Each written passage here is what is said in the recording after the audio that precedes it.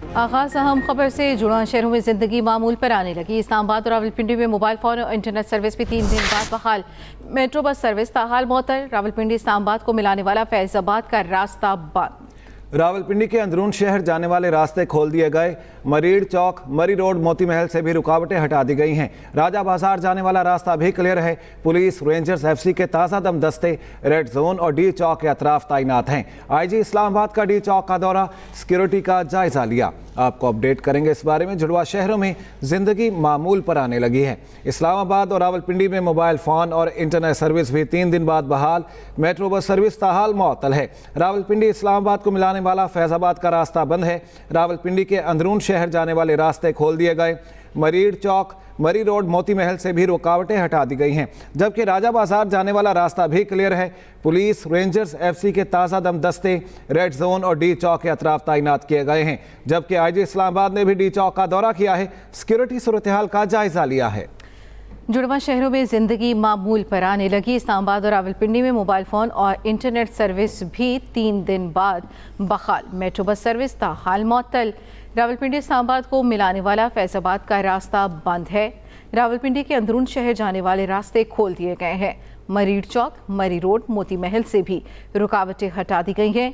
राजा बाजार जाने वाला रास्ता भी क्लियर कर दिया गया है, जबकि पुलिस, रेंजर्स, एफसी के ताज़ा दम दस्ते रेड जोन और डी चौक के अतराफ तैनात हैं। मजीद तफसील जानेंगे अपने नुमाइंदे वकास अहमद से। वकास, जुड़वा शहरों की सूरत हाल बताइएगा।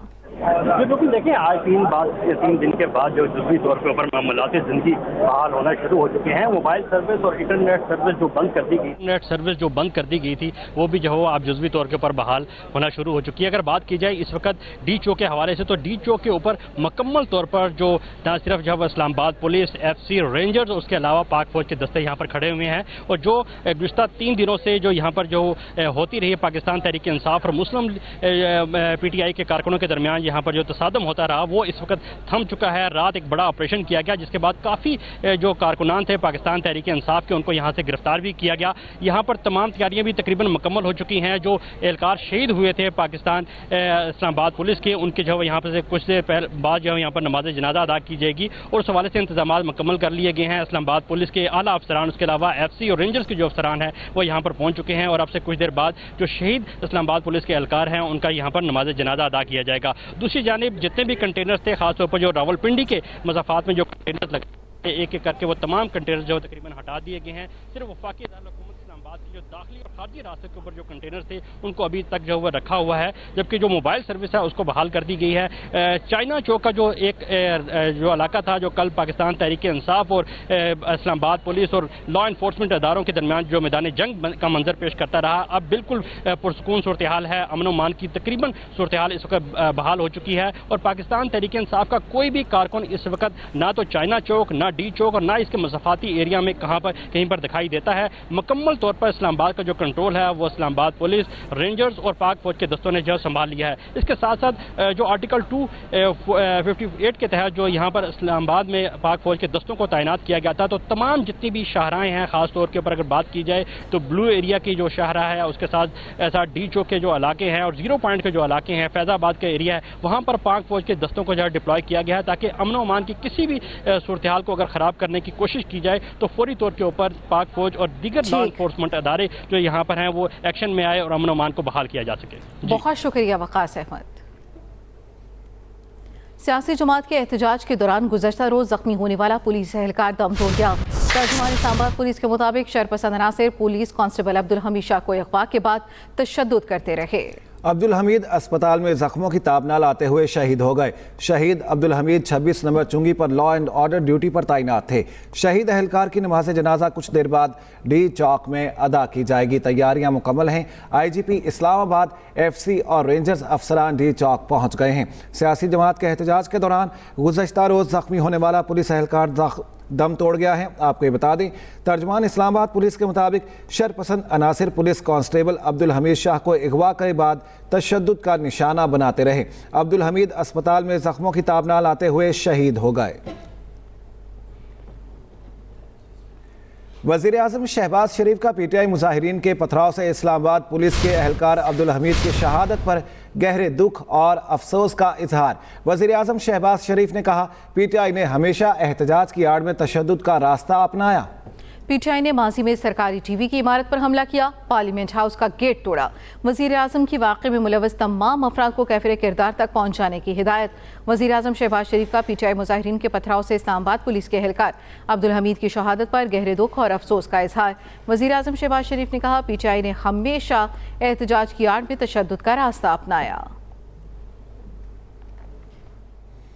और वज़ीर आला खैबर पख्तूनख्वा कहाँ गए, सूरत हाल वाज़ेह ना हो सकी। अली अमीन गंडापुर को हिरासत में लेने की मुतज़ाद इतलात। गुज़श्ता रोज़ पुलिस और रेंजर्स की भारी नफरी खैबर पख्तूनख्वा हाउस इस्लामाबाद पहुंची थी। ज़राए ने अली अमीन गंडापुर की गिरफ्तारी की खबर को गलत करार दिया। अपोजिशन लीडर उमर अयूब का अली अमीन गंडापुर की गिरफ्तारी का दावा। कहा, पुलिस ने केपी हाउस इस्लामाबाद की हुदूद की खिलाफ वर्जी की है। वज़ीर आला खैबर पख्तूनख्वा कहाँ गए, गायब हैं, सूरत हाल ताहाल वाज़ेह नहीं हो सकी। खैबर पख्तूनख्वा असम्बली का हंगामी इजलास आज दोपहर 3 बजे होगा। इजलास में अली अमीन गंडापुर से मुतल्लिक़ बहस की जाएगी। पीटीआई रहनुमा असद कैसर का असम्बली इजलास में मुश्तरका करारदाद लाने का ऐलान। कहा, वज़ीर आला खैबर पख्तूनख्वा को हिरासत में लेना पूरे सूबे की तौहीन है।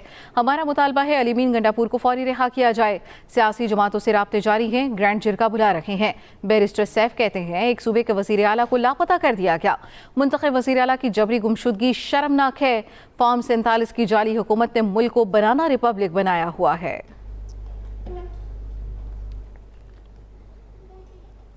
वफाकी वज़ीर दाखिला मोहसिन नकवी का कहना है, इस्लामाबाद पर धावा बोला गया। वज़ीर आला केपी मुश्तिल जत्थे को लीड कर रहे थे।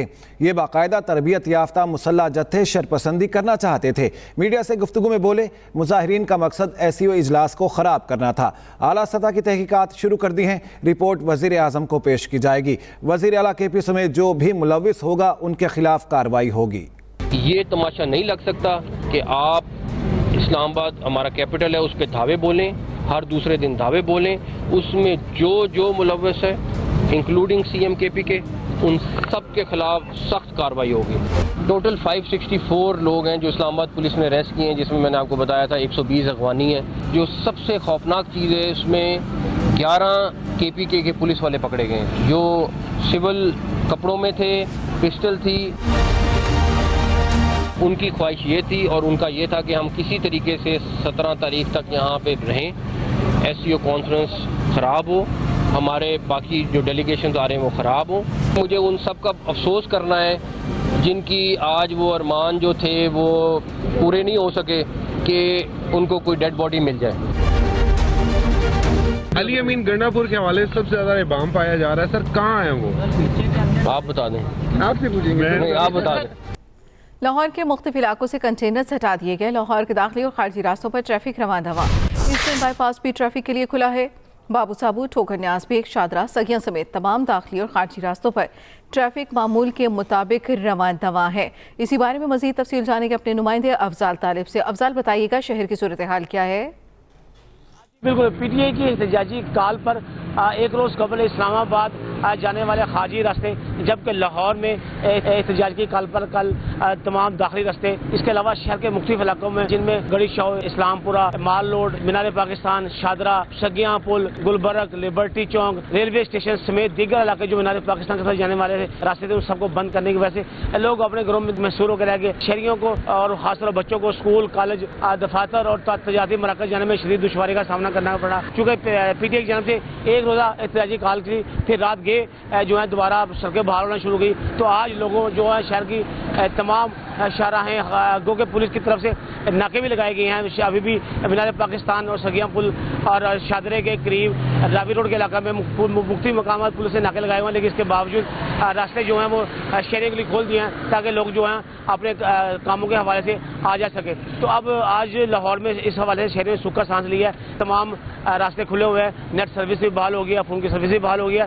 तो शहरियों को इस हवाले से कहना है कि एहतजाज ठीक है, हर इंसान का अपना हक है, लेकिन हुकूमत की पॉलिसी अपनी जगह ठीक होंगी।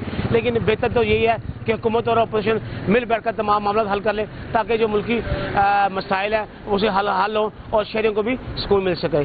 जी ठीक है, बहुत शुक्रिया इस बारे में अपडेट करने के लिए। वज़ीर आला पंजाब मरियम नवाज का कहना है कि पाकिस्तान और अर्जेंटाइन के दरमियान बिजनेस टू बिजनेस इंटरेक्शन बढ़ाने के लिए इक़दाम किए जाएंगे। वज़ीर आला पंजाब मरियम नवाज से पाकिस्तान में अर्जेंटाइन के सफ़ीर सेबेस्टियन सेयोस ने मुलाकात की, जिसमें लाइव स्टॉक, ज़राअत, इंफॉर्मेशन टेक्नोलॉजी और दीगर सनती शोबों में ताउन के फ़रोग पर तबादला ख्याल किया गया। मरियम नवाज ने कहा, अर्जेंटाइन की मीट प्रोसेसिंग टेक्नोलॉजी से इस्तेफादा करना चाहते हैं। लाइव स्टॉक, खेलों का सामान और सर्जिकल आलात के शोबे में अर्जेंटाइन से तिजारत को मजीद फ़रोग देने की ज़रूरत है। पंजाब में मुख्तलिफ शोबों में सरमायाकारी के बेपनाह मौक़े से फ़ायदा उठाया जा सकता है। लाहौर और इस्लामाबाद समेत मुख्तलिफ शहरों में तेज़ बारिश, मौसम सुहाना। गुजरांवाला और गिरदनवाह में भी बादल जमकर बरसे। नौशहरा में तेज़ बारिश से साइन बोर्ड और दरख्त गिर गए।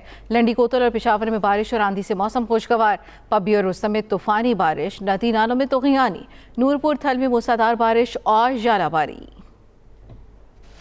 लाहौर समेत पंजाब के बेशतर शहरों में होने वाली बारिश ने हफ्स की छुट्टी करा दी। मौसम खुशगवार हो गया। लाहौर, शेखुपुरा, हाफजाबाद, टोबा टेक सिंह, लिया, सरगोदा और नारोवाल में बादल बरसे। रावलपिंडी, मरी, जहलम, मंडी बहाउद्दीन, गुजरांवाला और सियालकोट में भी कहीं हल्की तो कहीं तेज बारिश हुई। तर्जुमान PDMA के मुताबिक बारिशों का स्पेल 8 अक्टूबर तक जारी रह सकता है। DG PDMA का कहना है, पंजाब के तमाम दरियाओं, नदी नालों में पानी का बहाव नॉर्मल सतह पर है।